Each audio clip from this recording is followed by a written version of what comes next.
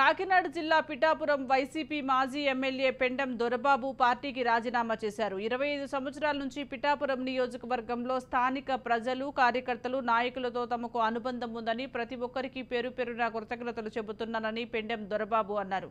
పిఠాపురం నియోజకవర్గంలో ఎంతో అభివృద్ధి చేశారని అన్నారు. నియోజకవర్గం ప్రజలు అభివృద్ధి కోసమే తాను కూటమి వైపు చూస్తున్నానని చెప్పారు.